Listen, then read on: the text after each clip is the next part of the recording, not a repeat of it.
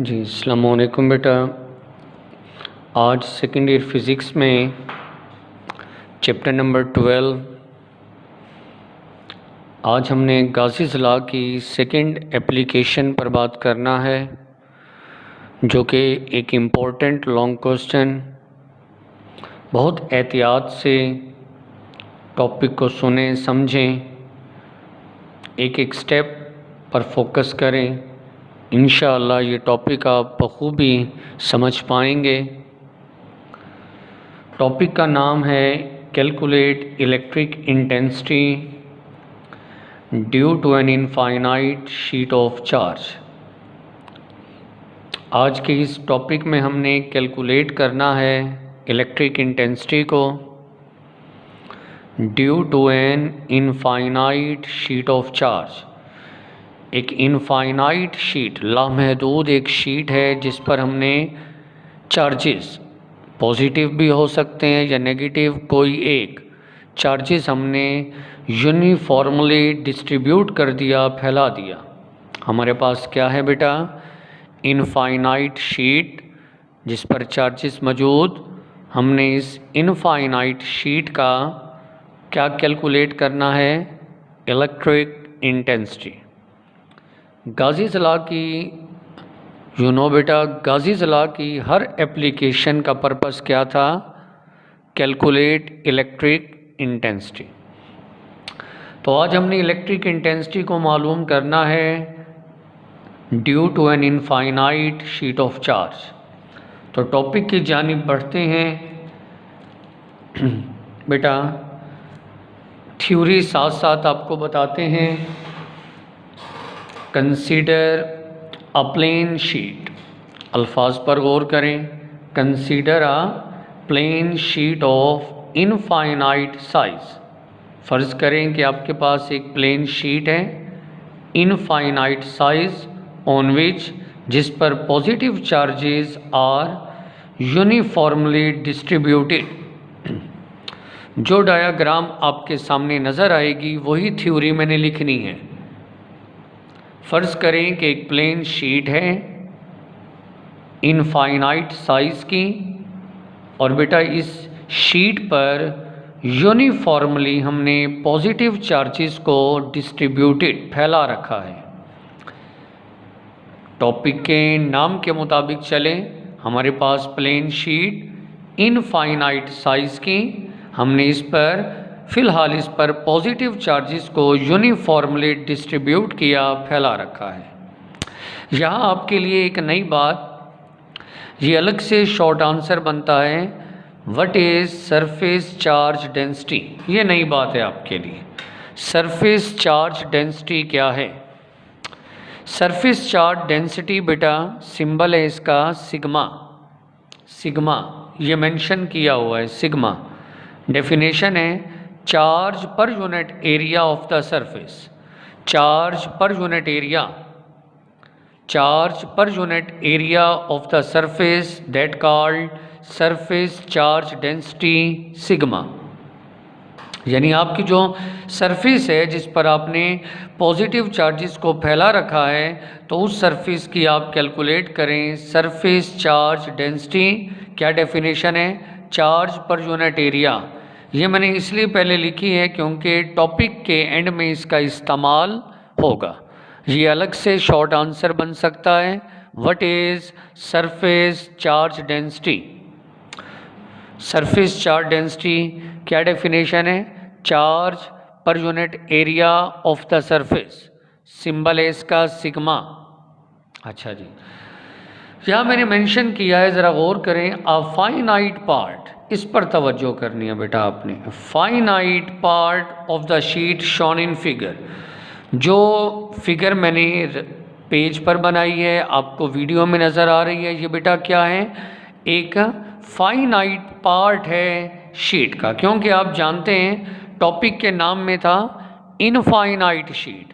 Infinite जो लामहदूद है, तो इस पेज पर मैं इनफाइनाइट शीट तो बनाने से रहा, नामुमकिन है। इस पेज पर मैं इनफाइनाइट शीट नहीं बना सकता, तो इसलिए मैंने यहाँ मेंशन कर दिया कि ये जो डायाग्राम आपके सामने है ये फाइनाइट पार्ट है शीट का।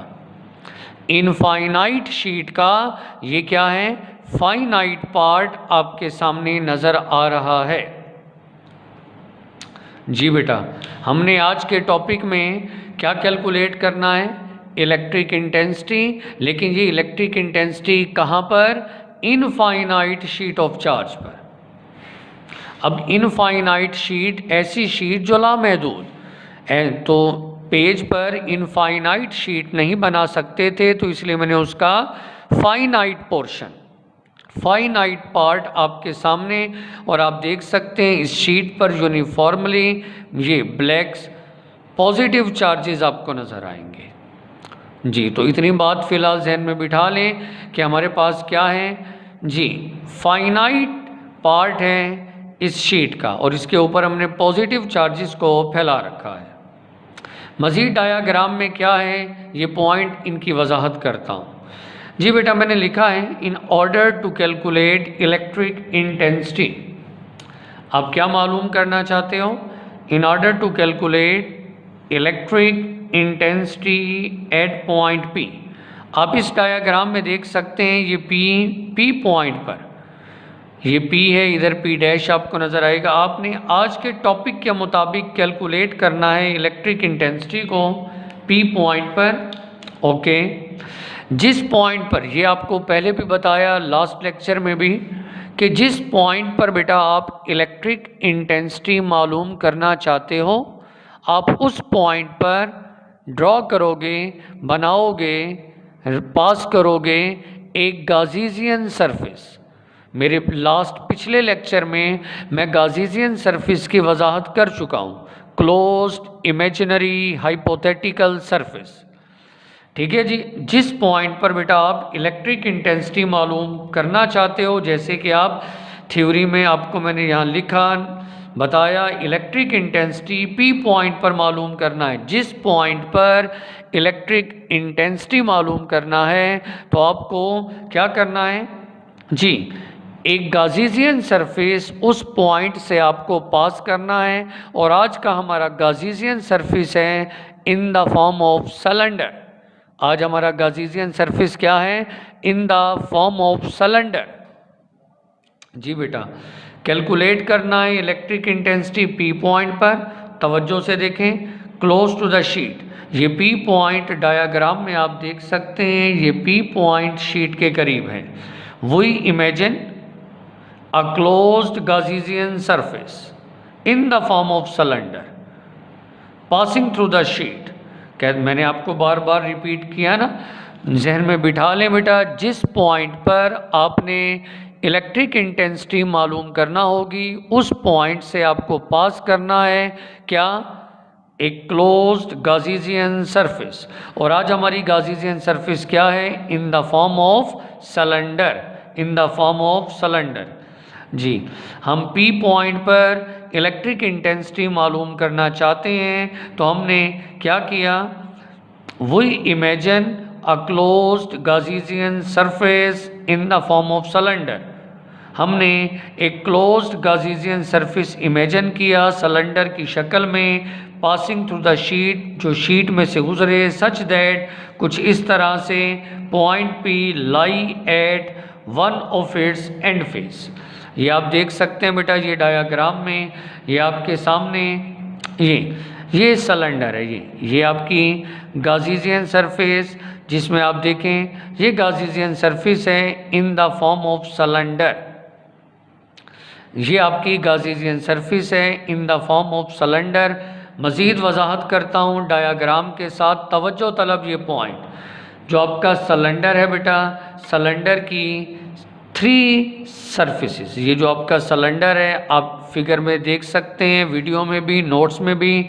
सिलेंडर, आज हमारी गाज़ीज़ियन सरफेस क्या है, in the form of cylinder. Cylinder की कितनी सरफेसेस, 3।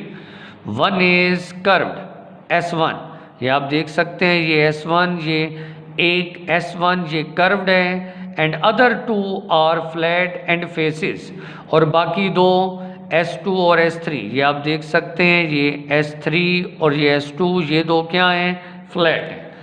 मज़ीद और आसान आपके लिए इसको मैं फ्लैट कर देता हूँ। ये समझ लें, ये कलर इसलिए किया ताकि आप समझ पाएँ, ये फ्लैट है। S1 कर्व्ड है, जबकि S2 और S3 ये दो क्या हैं, फ्लैट एंड फेसेस। डायाग्राम को तवज्जो से सुनना है, देखना है। जी बेटा, आपने क्या कैलकुलेट करना है, इलेक्ट्रिक इंटेंसिटी। बार बार रिपीट कर रहा हूँ, इलेक्ट्रिक इंटेंसिटी। अब कहाँ, किस पॉइंट पर, पी पॉइंट पर। हाँ जी, अब जिस पॉइंट पर बेटा इलेक्ट्रिक इंटेंसिटी मालूम करना है, उस पॉइंट पर आपको पास करना है क्या, क्लोज्ड गाजीजियन सरफेस। और आज हमारा गाजीजियन सरफेस क्या है, in the form of cylinder. Diagram आपके सामने है बेटा, बार बार कह रहा हूँ, सिलेंडर है 3 सरफेसेस। आपकी जो गाजीजियन सरफेस सिलेंडर है, इसके कितने सरफेसेस हैं, 3। डायाग्राम में देखें, S1 ये 1, ये एक कर्व्ड है, और S2 और S3 ये दो, अदर 2, ये दोनों क्या हैं, फ्लैट एंड फेसेस। ये बेटा यूँ समझ लेना ज़रा बात को, ये इस मार्कर की कैप पर तवज्जो करें तो ये वाला एंड जो है, ये वाला एंड ये है आपका, ये वाला एंड है फ्लैट एंड, ये फ्लैट एंड, ठीक हो गया। और ये वाला जो है सेंटर वाला, ये आपका कर्व्ड है, ये देखें जी। और इसको बेहतर कर लें तो ये आप देख सकते हैं डायाग्राम में, ये बेटा कर्व्ड है। ये हो गई आपके पास फ्लैट, ये वाली साइड हो गई फ्लैट, और ये वाली हो गई ये ऊपर, ताकि आप बात समझ सकें, ये कर्व। अगर मैं इस पर आऊँ तो ये वाली हो गई फ्लैट, तो ये वाली हो गई आपके पास कर्व। बात समझ आ गई है। ये शीट यूँ समझ लें कि आपके पास, आपने एक शीट लेना है, और उस ये जो आपका सिलेंडर है ना, ये बेटा शीट के अंदर आर पार है, यानी कि शीट आधा सिलेंडर शीट के इस जानिब है और आधा सिलेंडर शीट के इस जानिब है, ये इस तरह से है। तो आपका सिलेंडर, इसके कितनी सरफेसेस हैं, 3। S1 ये कर्व्ड है, याद रखना है, S1 ये क्या है, कर्व्ड है, जबकि S2 और S3 ये क्या हैं, फ्लैट है। S2 और S3 क्या हैं, फ्लैट। हमारा गाजीजियन सरफेस है आज इन the form of cylinder. Cylinder की कितनी सरफेसेस हैं, टोटल 3। S1 ये बेटा कर्व्ड, और S2 और S3 ये दोनों क्या हैं, flat and faces, flat and faces. तवज्जो कर लें, ये पूरा पेज दोबारा आप सुन लें बेटा। कंसीडर अ प्लेन शीट, आपके पास एक प्लेन शीट है इनफाइनाइट साइज की, इसके ऊपर आपने पॉजिटिव चार्जेस को यूनिफॉर्मली डिस्ट्रीब्यूट किया हुआ है। फिर मैंने आपसे कहा कि ये अलग से एक शॉर्ट आंसर बनेगा, surface charge density. Surface charge density क्या डेफिनेशन है, चार्ज पर यूनिट एरिया, सिंबल इसका सिग्मा। इसका इस्तेमाल आगे टॉपिक में होगा, इसलिए पहले ही आपको बताया। फिर मैंने लिखा है finite part of the sheet shown in figure. ये जो फिगर आपके सामने है, ये क्या है, इनफाइनाइट शीट का एक छोटा सा फाइनाइट पार्ट हिस्सा, जिस पर पॉजिटिव चार्जेस फैले हुए हैं। फिर आपको बताया आज के टॉपिक की डिमांड के मुताबिक हमने कैलकुलेट करना है बेटा इलेक्ट्रिक इंटेंसिटी को पी पॉइंट पर। डायाग्राम में आपको पी डैश नज़र आएगा। फिर आपको बार बार रिपीट किया कि जिस पॉइंट पर आपने इलेक्ट्रिक इंटेंसिटी मालूम करना है, आप वहाँ इमेजिन करेंगे क्लोज्ड गाजीजियन सरफेस। और आज का हमारा क्लोज्ड गाजीजियन सरफेस, और ये गाजीजियन सरफेस क्या है, in the form of cylinder. Gaussian surface cylinder है। और साथ मैंने फिगर के साथ बार बार रिपीट किया बेटा, आज के टॉपिक के मुताबिक हमारी गाजीजियन सरफेस क्या है, सिलेंडर। सिलेंडर में कितनी सरफेसेस हैं, 3। 1 कर्व्ड S1, ये वन कर्व्ड S1 और S2 और S3 ये दो क्या हैं? Flat and faces. सिलेंडर की कितनी सरफेसेस हैं? 3। S1 ये कर्व्ड हो गया, S2 और S3 ये दो क्या हैं? Flat and faces. अब वन बाय वन आपने S1, S2, S3 one by one हर एक सरफेस फेस के लिहाज से आपने फ्लक्स कैलकुलेट करना है। मज़ीद तवज्जो करें ज़रा जी। एक और पॉइंट क्लिक करने वाला जी बेटा, मैंने यहाँ मेंशन किया सिंस, तवज्जो करें, sheet is very large in size. हकीकत में तो शीट बहुत बड़ी है ना, वेरी लार्ज है। ये तो जगह कम होने की वजह से हमने यहाँ शीट छोटी बनाई ना, वैसे तो हकीकत में sheet is very large in size. So direction of E will be along outward, drawn normal passing through P and perpendicular to the face containing P. इन लाइनों पर ज़रा तवज्जो करें। शीट बहुत बड़ी है, so direction of E will be along outward, क्योंकि आप देखें ना शीट के ऊपर, आप देखें कौन बेटा, शीट का साइज़ बहुत बड़ा है और इस पर हमने चार्जेस कौन से फैलाएं? पॉजिटिव चार्ज की डायरेक्शन रेडिकली आउटवर्ड जी। तो direction of E will be along outward normal passing through P. इस पर तवज्जो करें। Direction of E will along outward, E की डायरेक्शन आउटवर्ड है, ड्रॉन और आपने इसे खींचना है नॉर्मल पासिंग थ्रू पी। यानी कि जब इलेक्ट्रिक फील्ड लाइन पी से गुजरेंगी तो नॉर्मल, इलेक्ट्रिक फील्ड लाइन जब पी पॉइंट से गुजरेंगी तो नॉर्मल। आप बेटा यहाँ तवज्जो करो जी। ये शीट के ऊपर पॉजिटिव चार्ज की फील्ड लाइन आउटवर्ड, यहाँ से ये शीट के आउटवर्ड ये जा रहे, चलते यहाँ ज़रा तवज्जो करें तो इस शीट के नॉर्मल, ये शीट के ये ई नॉर्मल, ये यूँ समझ लेना ये आपकी एंड फेस है बेटा, तवज्जो करें ज़रा, ये ऊपर से नीचे। अब ये इलेक्ट्रिक फील्ड लाइन ये चलती जा रहे हैं, ये ई इलेक्ट्रिक फील्ड नॉर्मल आप देख सकते हैं ना, ये आपका समझाने के लिए, ये देखें ना बेटा, ये हो गया, आप देख सकते हैं ये फील्ड के नॉर्मल जी। ये आपकी सरफेस है यूँ, और ये इलेक्ट्रिक फील्ड लाइन यूँ एंगल 90 नॉर्मल परपेंडिकुलर, यानी ये आपकी फ्लैट एंड, ये यूँ हो गया फ्लैट एंड। मेरे पॉइंटर की मूवमेंट को देखें, ये यूँ हो गया और इलेक्ट्रिक फील्ड लाइन यूँ है। इलेक्ट्रिक फील्ड लाइन जब इस फ्लैट एंड से गुजरेंगी नॉर्मल परपेंडिकुलर, इसलिए मैंने लिखा है and perpendicular to the face, perpendicular containing P. जब पी से गुजरेंगी इलेक्ट्रिक फील्ड लाइन तो परपेंडिकुलर। अब यहीं आकर ना बच्चा गलती करता है, यहीं आकर जब स्टूडेंट ये देखता है ना, तवज्जो बेटा, बहुत एहतियात वाली ये बात है, यहीं गलती करता है स्टूडेंट। अगर ये पॉइंट क्लियर है तो आपके लिए कोई टॉपिक मुश्किल नहीं जी बेटा। मैंने लिखा है शीट बहुत ही बड़ी है साइज में, डायरेक्शन ऑफ ई की डायरेक्शन है आउटवर्ड और नॉर्मल पासिंग थ्रू पी। जब ये इलेक्ट्रिक फील्ड लाइन आउटवर्ड है, जब ये शीट में से गुजरेगी पी पॉइंट से नॉर्मल का मतलब परपेंडिकुलर, यानी कि ये आपकी ये positive charge electric field line ये आउटवर्ड जा रहे हैं, चलते ये देखें ना, ये इलेक्ट्रिक फील्ड लाइन की ये डायरेक्शन है, ये इलेक्ट्रिक फील्ड लाइन, ये देखें बेटा, ये इलेक्ट्रिक हो गया, ये इस तरह, और आपका एंड फेस यूँ है ऊपर से नीचे। एंड फेस बात ज़रा समझे ना, एंड फेस है ऊपर से नीचे और इलेक्ट्रिक फील्ड इस तरफ है, तो एंगल कितना बना 90।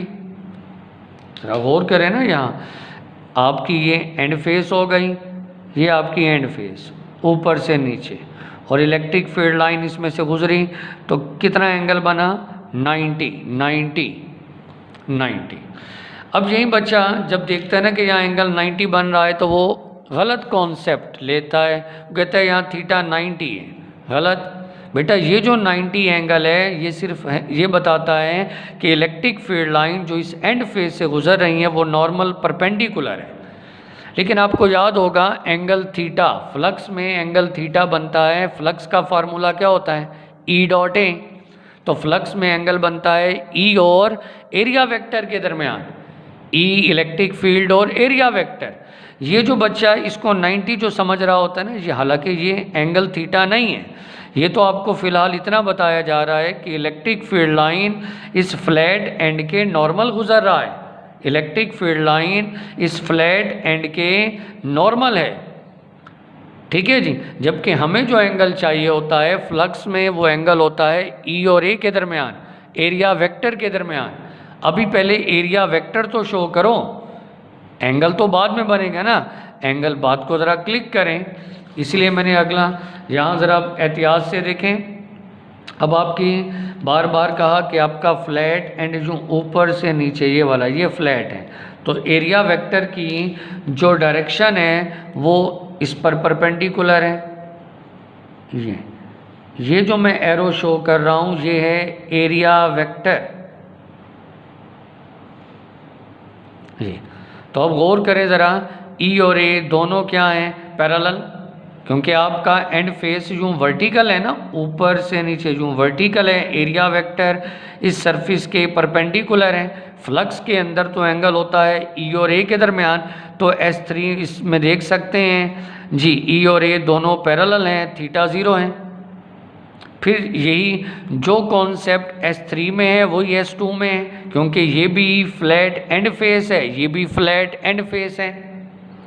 तो S2 के लिए देखें तो इलेक्ट्रिक फील्ड लाइन इस एंड फेस में से नॉर्मल परपेंडिकुलर जा रही हैं, जबकि ये हमारा ये एंगल नहीं है। हमारा एंगल तो होगा जो एरिया वेक्टर और ही बनाएगा, इलेक्ट्रिक इंटेंसिटी और एरिया वेक्टर। तो अब आप यहाँ जी बेटा, अब आपकी सरफेस नॉर्मल है, परपेंडिकुलर है, इसके परपेंडिकुलर एरिया वेक्टर, ये हो गया आपके पास एरिया वेक्टर। अब आप देखें ई और ए दोनों पैरेलल, थीटा 0। तो याद रखें S2 और S3 ये दोनों क्या हैं, फ्लैट एंड फेसिस हैं, और इन दोनों पर एंगल ई और ए के दरमियान बनने वाला एंगल थीटा 0, क्योंकि डायाग्राम में ई और ए दोनों क्या हैं, पैरेलल, दोनों हैं पैरेलल। तो यही बात अब मैं यहाँ लिख रहा हूँ। इट मीन्स दैट बेटा याद रखना है ना, एंगल किसके दरमियान होता है, फ्लक्स में एंगल होता है ई और ए के दरमियान, ई और ए के दरमियान, थीटा एंगल किसके दरमियान, ई और ए। तो अब गौर करें, it means that electric intensity ई क्या है, इलेक्ट्रिक इंटेंसिटी ई क्या है, पैरेलल है, पैरेलल है, किसके पैरेलल है, फ्लैट एंड फेस के। अब हमारे पास फ्लैट एंड फेस कितने हैं, 2 हैं। ये भी फ्लैट एंड है, ये भी फ्लैट एंड, यहाँ भी देख सकते हैं ई और ए पैरेलल, यहाँ भी ई और ए पैरेलल, पैरेलल में थीटा 0। इलेक्ट्रिक इंटेंसिटी एक्ट करती है पैरेलल फ्लैट एंड फेस के। तो इलेक्ट्रिक फ्लक्स लें, पहले फ्लैट एंड का φ1 E dot A, dot product है तो E A cos theta, theta angle 0। ये बात वाज़े आपको कर दी कि इलेक्ट्रिक इंटेंसिटी पैरेलल है फ्लैट एंड फेस के, थीटा 0 यहाँ दर्ज करें, कॉस 0, कॉस 0 1, तो φ1 फ्लक्स आया ई ए। पहले फ्लैट एंड फेस का, पहले फ्लैट एंड फेस का फ्लक्स φ1 ई ए। सिमिलरली इसी तरह इलेक्ट्रिक फ्लक्स लें सेकेंड एंड फेस का, φ2 डॉट प्रोडक्ट है ई dot A, E A cos theta, क्योंकि दूसरा एंड भी फ्लैट एंड है जी, फ्लैट में थीटा, पैरेलल में 0, थीटा 0, cos 0 1 EA। तो अब आपके सामने है S2 और S3, ये दोनों आपके क्या हैं, S2 और S3 ये दोनों हैं बेटा फ्लैट एंड फेसिस, और यहाँ फ्लैट एंड फेसिस में E और A पैरेलल, पैरेलल में थीटा 0, यहाँ भी 0, यहाँ भी 0, मैक्सिमम फ्लक्स, और मैक्सिमम फ्लक्स φ1 φ2 दोनों EA। इसी तरह अब हम आते हैं electric intensity E act as a right angle to the curved face.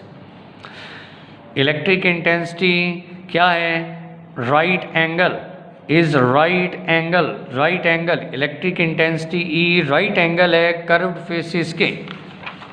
ये जो आपका S1 कर्व्ड फेस है, इसके लिए आप देखें ये हो गया E इलेक्ट्रिक।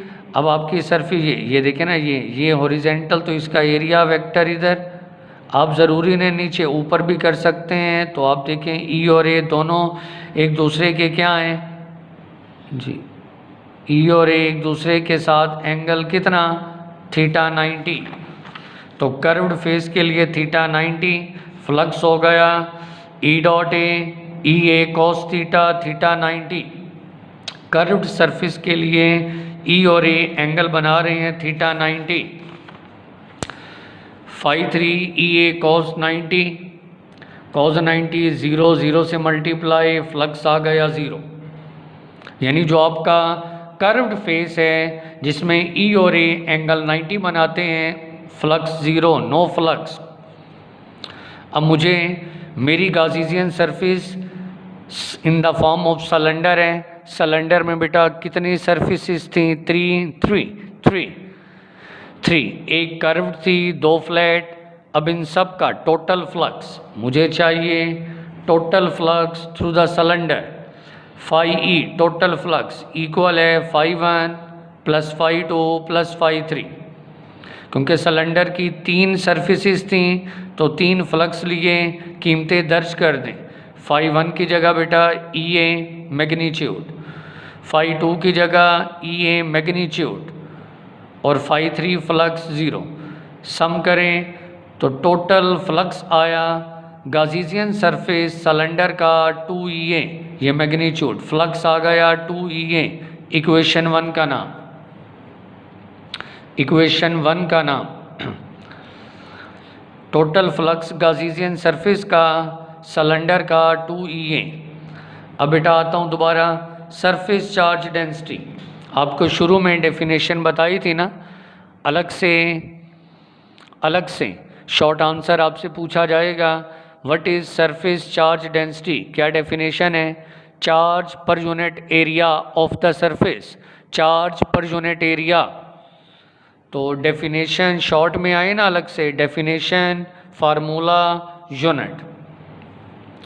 जी डेफिनेशन बता दी, इसी डेफिनेशन से फार्मूला है चार्ज पर unit area, surface charge density sigma, symbol है इसका सिग्मा, इक्वल चार्ज का Q बटा एरिया का A, चार्ज पर यूनिट एरिया। इसी फार्मूले से आप यूनिट बना लें, चार्ज का यूनिट कॉलम बटा एरिया का मीटर स्क्वायर, ऊपर आकर कॉलम पर square metre, surface charge density का यूनिट। जी surface charge density sigma, sigma है Q बटा A, चार्ज पर यूनिट एरिया। यहाँ से आप टोटल चार्ज, क्योंकि शीट इनफाइनाइट थी, बहुत सारे पॉजिटिव चार्जेस फैला रखे हैं, टोटल चार्ज Q चाहिए, एरिया डिवाइड इधर मल्टीप्लाई, तो Q है सिग्मा A। Q यहाँ से टोटल चार्ज, शीट पर मौजूद टोटल चार्ज इक्वल किसके इक्वल, सिग्मा A। जी फार्मूला आपने गाज़ीज़ लॉ का, बाय गाज़ीज़ लॉ ये प्रूफ करा चुका हूँ। इलेक्ट्रिक फ्लक्स क्लोज सरफेस का इक्वल है 1/ε0 मल्टीप्लाइड Q है टोटल चार्ज Q। अभी आपने बेटा Q की वैल्यू हासिल की, क्या थी, sigma A।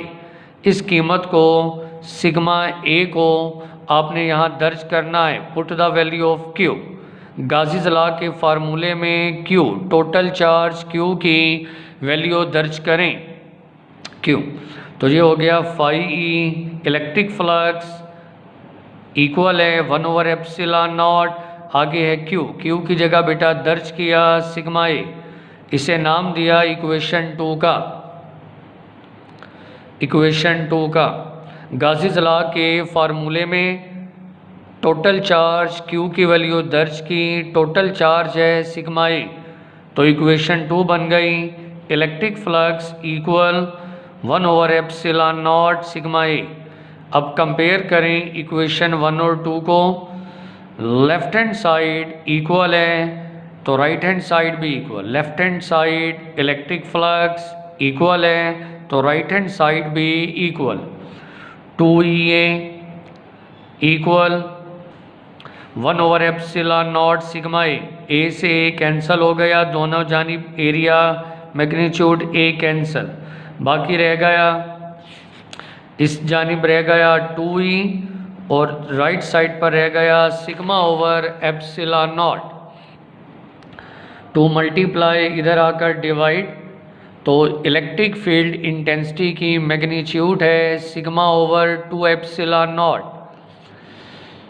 Infinite sheet of charge में आपने इलेक्ट्रिक फील्ड इंटेंसिटी की मैग्नीट्यूड को कैलकुलेट किया, मैग्नीट्यूड है सिग्मा ओवर 2ε0।